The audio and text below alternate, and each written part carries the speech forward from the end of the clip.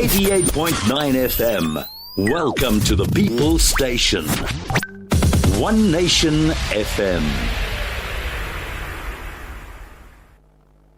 One Nation FM on 88.9.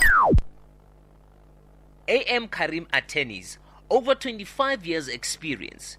We assist with all legal matters including property transfers, estates, wills, commercial law, property law, labor law, CCMA representation, marriage contracts, divorce and general legal matters. Corner Vet Club and Doornkral Street, Ladana. Call AM Karim Attorneys on 015-293-1666. That's 015-293-1666. One Nation FM broadcasting all across Polokwane City on 88.9. Ladana Hardware. We are stockists of building materials, fishing tackle, gas stove products and deals for society. We also have plenty of parking space and quick efficient service. Please pay us a visit for the best prices on number 16 Vitclip Street, Ladana, or call us on 015-293-0707. This is One Nation FM on 88.9. All right, good evening, Polokwane, and those who are tuned in on Twitter. You are listening and watching to the Robust View on One Nation 88.9 FM. This is the only talk radio station in Polokwane, and we're bringing you the show live from the tallest building. Really, it's beautiful to watch outside.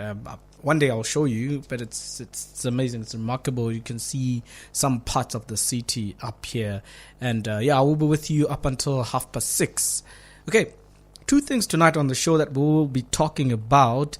The first thing is I just want a reaction on the whole Rupert racism interview, or chairman's interview, or chairperson's interview, whatever. And we're having Briga on the line to react and to share with us some reaction on that particular issue. Secondly, I have a topic. We have a discussion on the show, and the topic is, can Africa survive without the West or the East? And I'm sure this particular topic has we have some context to it. I mean, the way it is, somebody might not understand what we mean, but essentially, there's a talking around about how we should let Africa be. Africa alone can do it without outside interaction. But can we survive if they decide? Yes, No Chill from Twitter. Thanks for tuning in. The topic was he was on racism, but it was not about racism, and we will talk about that. We'll share genuine reaction about that, and so thank you for your input. Yes, as I was saying, the main topic for tonight's show we will be discussing is, can Africa survive without the West or the East? And I've got two gentlemen who will be sharing me their views. I'm not saying they're debating against each other. I'm just saying they are sharing their own views on this particular topic, and then a couple of questions on that same topic, and we will be discussing.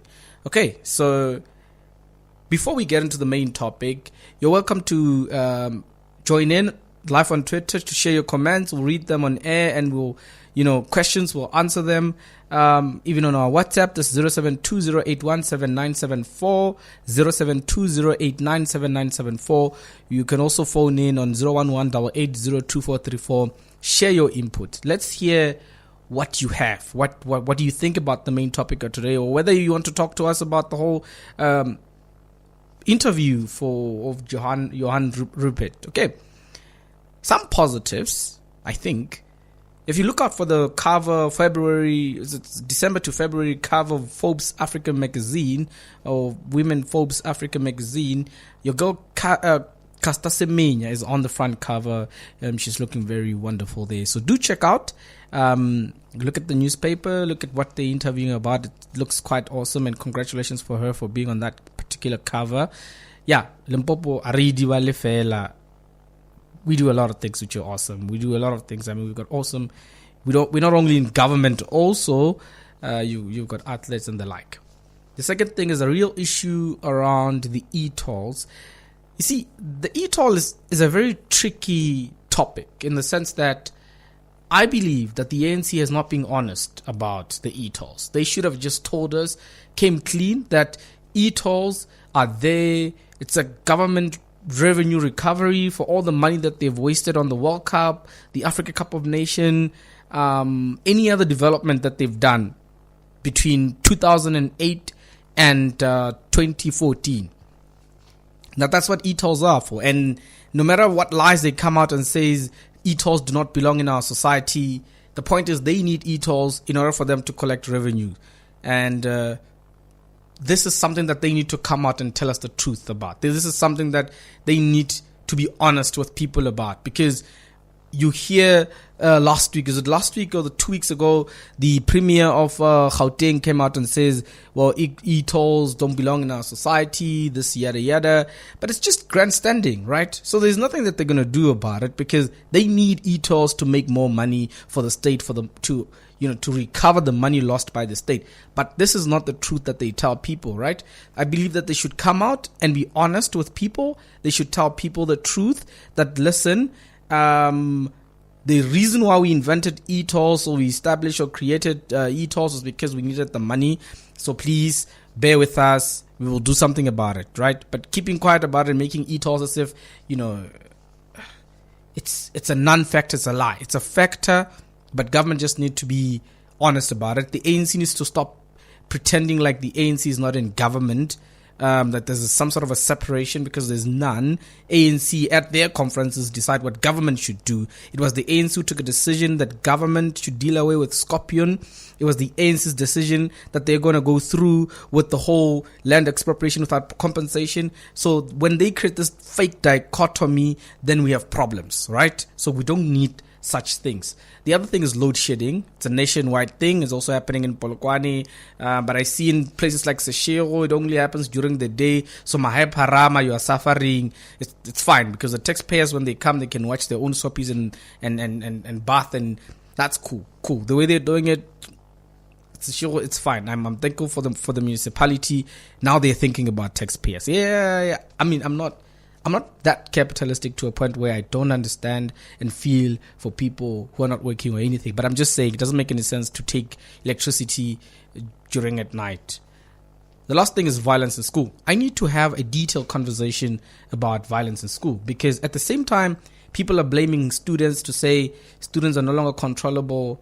At the same time, nobody's looking at how teachers are teaching.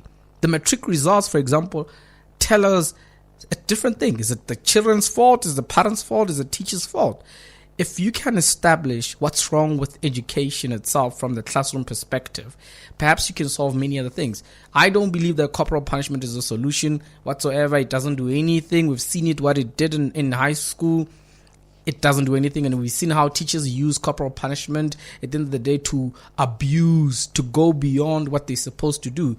But we're going to have a serious conversation about corporal punishment when time goes by, extensive conversation. We're just going to move on to talk about the main issue. So stick around, and most importantly, feel free to join in the conversations. This is the Robert's View. We are not afraid to get into any other topic and hear your views, right? So you're listening to One Nation FM. You're also watching One Nation FM right here on Twitter, on One Nation. This is the Robert's View with myself, Isaac Wagamuselan. We're going to take on a short break, and when we come back, we talk to Briga. AM Karim Attorneys, over 25 years experience. We assist with all legal matters, including property transfers, estates, wills, commercial law, property law, labor law, CCMA representation, marriage contracts, divorce, and general legal matters. Corner Vet Club and Doornkral Street, Ladana. Call AM Karim Attorneys on 015-293-1666. That's 015-293-1666. One Nation FM broadcasting all across Polokwane City on 88.9. All right, we're back live on One Nation FM. Time is just what's that? 11 minutes to 21 minutes to 6 o'clock in the evening. If you just tuned in, you're listening to One Nation FM. This is the Robust View with Isaac Wagamuselani. And thanks to everyone that's tuned in on Twitter. It's a pleasure to have you. We're going to have a fantastic show tonight. I just want to play this clip from Johan before we joined it by Brigger. Some of the things he has said. The rest of the world don't really care about us. If we don't talk and listen across the board, I'm not sure that, I'm sorry to say that we as South Africans can always rely upon politicians. And these discussions must be about economy. We have one. All right. Sorry about that. One law. Yeah. Okay. We're joined on the line by Brigger Leeton Toba to share some reaction on yesterday's interview held by another media platform. Brigger, good evening and welcome to the show. Good evening, Isaac. How are you? I'm fine, thanks, and you? I'm good, thank you. General reaction. I'm just going to let you out to speak your mind. Yeah, look, yesterday was everyone has been saying, like your Andile Mngxitama, your EFF, Julius Malema, everyone has been saying that this man is rich off of the back of South Africa, but is anti-South Africa, but more than that, anti-black democracy. And so you meet it with a little bit of skepticism because we don't know the man. And then what he displayed yesterday was a couple of things. He displayed one. That was not an interview, by the way. It was him trying to take over that session. Okay. By doing that, he thought he would defend himself, and he didn't. What he actually did, he ended up exposing exactly who he is, right? And who is he? You listen to some of the things he was saying. One of the things he said is that this country is ungrateful to him because in other countries where he conducts business, the kind of person that he is, the tax revenue service of that country, I think it was Sweden or Switzerland or something like that, he said they gave him a letter of thanks.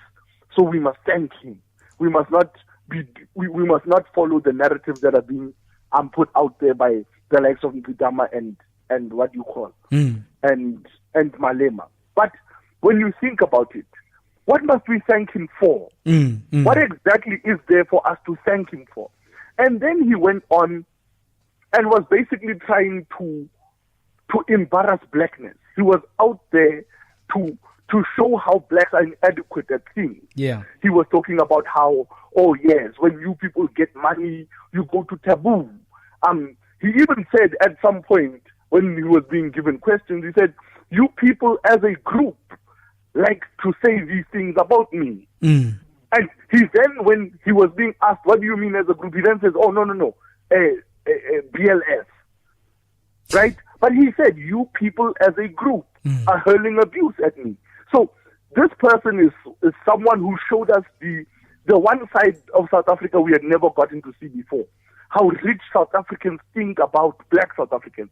And they still think in terms of race. And then, of course, like I said, white people in South Africa like to invoke their magic man, Nelson Mandela. Right? He says, oh, you must respect your elders because Mandela was not a sellout.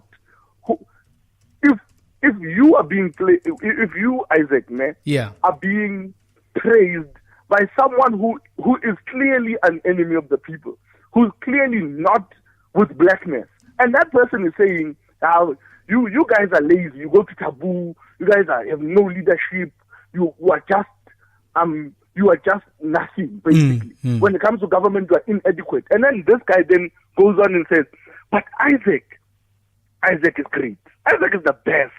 What must we think as South Africans?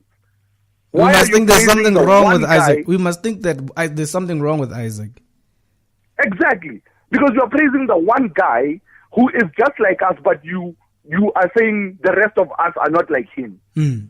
So it means that he's doing something that we are not doing. He did something to you that you assume we would not do. Right? But then, secondarily, he then speaks to the land question, which became very interesting to me. That when he speaks of land, he then speaks what has been spoken by a certain political party. He even says it word for word. He says, that is why I joined this and this coalition there in